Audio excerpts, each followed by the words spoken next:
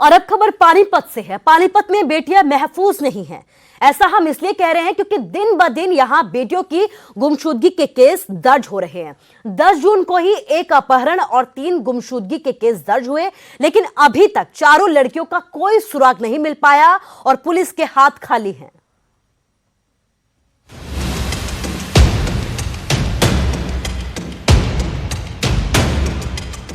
पानीपत हरियाणा का औद्योगिक शहर है, पर यह शहर क्राइम का अड्डा बन रहा है।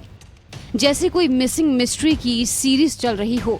रोजगार की तलाश में यहाँ आए प्रवासी मजदूरों के परिवार इसका शिकार बन रहे हैं। इन परिवारों की बेटियां लापता हो रही हैं। 10 जून को एक थाने में ही ऐसे 4 केस रजिस्टर्ड हुए हैं। 4 बेटियां गुम हो गई। एक लड़की को अगवा करने का केस दर्ज हुआ है, जबकि 3 गुमशुदगी के केस हैं। 8 बजे चले आए थे ड्यूटी, लड़की निकली, छोरी कमरा फटी और उसके बाद हम लोग शाम को 8 बजे गए तो छोरी में कमरे को नहीं मिली। हम लोगों ने ढूंढा, खकोरी गाड़ी हमें कहीं नहीं मिली, आज तक ढूंढा हमें। एक परिवार की शिकायत है कि उनकी बेटी काम की तलाश में पानीपत आई थी, फिर वो घर नहीं लौटी। उन्होंने एक औरत पर शक जताया है कि उस औरत ने उनकी बेटी को कहीं गायब किया और फिर कहीं भगा दिया। –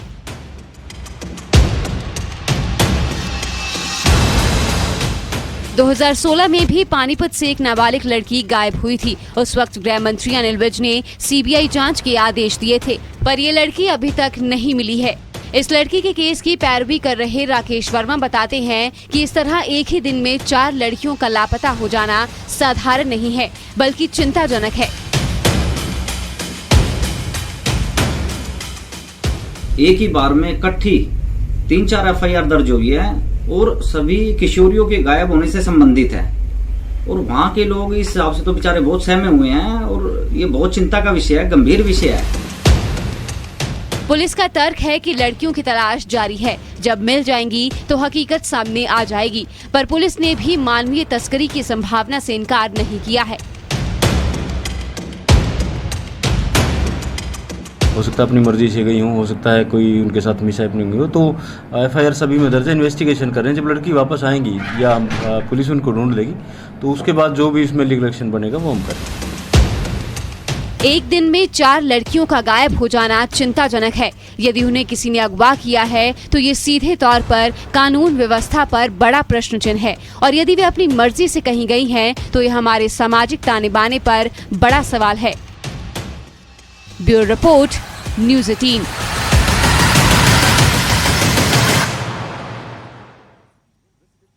तो एक साथ 4 लड़कियों का गायब होना और अभी तक पुलिस के हाथ खाली होना वाकई में कई तरीके के सवाल खड़े करता है। इसके साथ ही पुलिस प्रशासन पर भी ये कई तरीके के सवाल खड़े करना भी लाजमी बनता है। खबर फतेहाबाद से है, जहां एक परिवार इंसाफ की मांग को लेकर धरने पर बैठा है।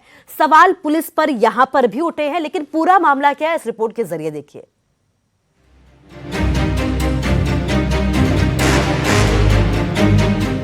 धरना प्रदर्शन की ये तस्वीरें फतेहाबाद की हैं, जहां एक परिवार इंसाफ के लिए दर-दर की ठोकरें खाने को मजबूर है। पुलिस से इंसाफ न मिलता देख परिवार ने खुद मोर्चा संभाला और प्रदर्शन का राह चुना। मिनी सेक्रेटेरिएट पर परिवार धरने पर बैठ गया है।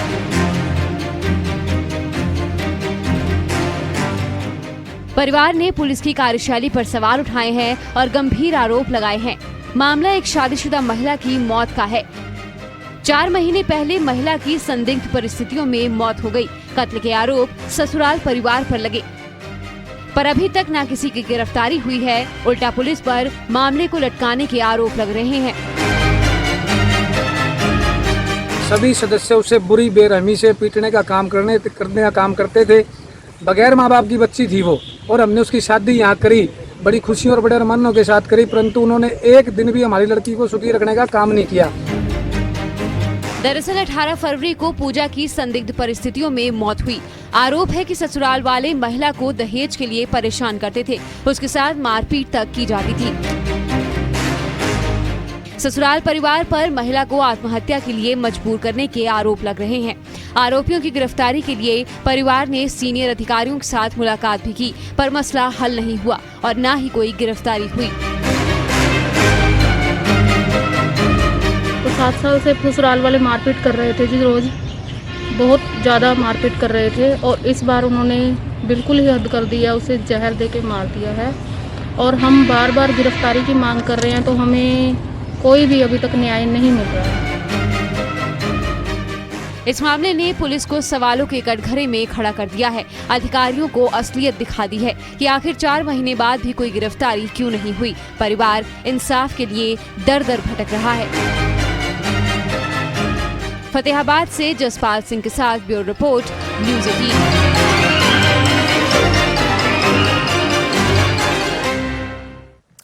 और अब बात सोनीपत की करते हैं। सोनीपत के औद्योगिक क्षेत्र में कोरोना और किसान आंदोलन का बड़ा असर पड़ रहा है। कुंडली से फैक्ट्रियों को बहादुरगढ़ शिफ्ट किया जा रहा है, लेकिन फैक्ट्री के मजदूरों को 3 महीने से सैलरी नहीं मिल पाई है।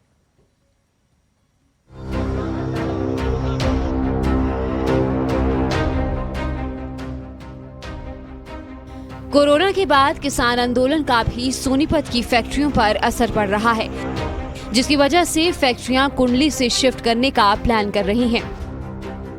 कुंडली के इंडस्ट्रियल एरिया में स्थित फुटवेयर कंपनी को बहादुरगढ़ शिफ्ट किया जा रहा है। फैक्ट्री में 239 मजदूर काम करते हैं, जिनको ट्रांसफर लेटर भी जारी कर दिए गए हैं। पर मजदूरों ने फैक्ट्री के बाहर प्रदर्शन किया और आरोप लगाया कि फैक्ट्री के प्रबंधकों ने पिछले 3 महीनों से तनख्वाह नहीं दी है और अब ट्रांसफर किया जा रहा है। हमारी 4 महीने की सैलरी हो गई है। कल हम अपने जनरल मैनेजर वीर विक्रम जी के पास गए थे बातचीत करने के लिए। उन्होंने हमें आश्वासन दिया कि हमें कल आपकी 10:30 बजे तक सैलरी आ जाएगी।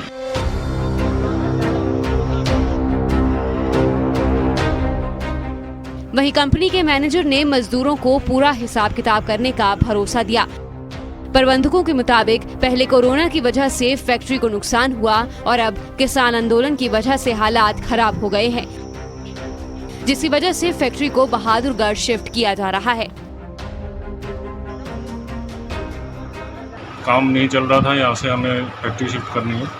लड़कों को ट्रांसफर लेटर दे रहे हैं, अगर कोई जाना चाहता है तो खुशी से जाए, नहीं जाना चाहता तो हम उसका हिसाब दे रहे हैं। मजदूरों के प्रदर्शन का पता चलते ही लेबर इंस्पेक्टर भी मौके पर पहुंचे, जिन्होंने कंपनी के कागजात जांच करने की बात कही और साथ ही मजदूरों को बेइंसाफी न होने का भरोसा दिलवाया। लेबर को पेमेंट ऑफ वेजेज एक्ट पे 1936 के तहत कार्रवाई करेंगे। अगर सैलरी नहीं दी जाती है तो इनके खिलाफ क्लेम दायर करके इनके खिलाफ कार्रवाई होगी। कंपनी के मजदूर अपनी तनख्वाह के लिए प्रदर्शन कर रहे हैं, क्योंकि 3 महीनों से उन्हें तनख्वाह नहीं मिली। पर कंपनी प्रबंधक फैक्ट्री शिफ्ट करके बहादुरगढ़ ले जाना चाहते हैं, क्योंकि कोरोना और आंदोलन की वजह से उनकी फैक्ट्री घाटे में चल रही है। बहरहाल मजदूरों को भरोसे में लिया जा रहा है। सोनीपत से नितिन अंदिल के साथ ब्यूरो रिपोर्ट, न्यूज़ 18। और अब खबर हिमाचल से है। हिमाचल कांग्रेस में मुख्यमंत्री पद के चेहरे के लिए बयानबाजियों का दौर तेज हो गया है। आशा कुमारी समेत कई नेता खुले तौर पर वीरभद्र सिंह को ही एकमात्र नेता बता रहे हैं, तो वहीं दूसरी तरफ पूर्व कांग्रेस अध्यक्ष सुखविंदर सिंह सुक्खू ने सीएम पद पर अपना बड़ा बयान दिया है। न्यूज़ 18 के साथ एक्सक्लूसिव बातचीत में सुक्खू ने यह कहा है कि कांग्रेस का हाथ का निशान और विचारधारा ही चेहरा है। वीरभद्र सिंह के साथ मतभेद थे, लेकिन उन्हें बैठकर बातचीत कर सुलझाया गया है। साथ ही गुटबाजी पर उन्होंने ये कहा है कि कुछ नेता टेलीफोन पॉलिटिक्स करते हैं, पार्टी 110% एकजुट होगी। देखिए, वीरभद्र जी हमारे सम्मानित नेता है, 6 बार प्रदेश के मुख्यमंत्री रहे हैं। मेरा मानना है कि कांग्रेस पार्टी का जो हाथ का निशान है और कांग्रेस पार्टी की जो विचारधारा है वो सबसे बड़ा चेहरा है। सबसे बड़ा विचारधारा ही सबसे बड़ा चेहरा होती है और हाथ का निशान ही सबसे बड़ा नहीं। वीरभद्र सिंह जी एक समय था और हम उन परिस्थितियों के अनुसार बात करें।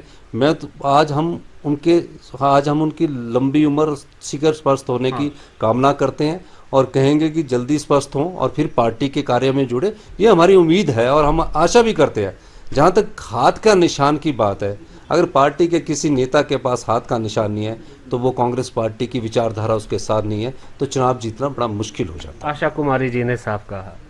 आशा कुमारी जी राष्ट्रीय स्तर पर पंजाब की प्रभारी रही है, उनकी बात पर मैं क्या कह सकता हूँ। और खबर हिमाचल के पालमपुर से है, जहां एक पूर्व सैनिक का परिवार 1982 से बिजली के लिए इंतजार कर रहा था। जब न्यूज़ 18 ने इसका मुद्दा उठाया तो बिजली विभाग की नींद टूटी।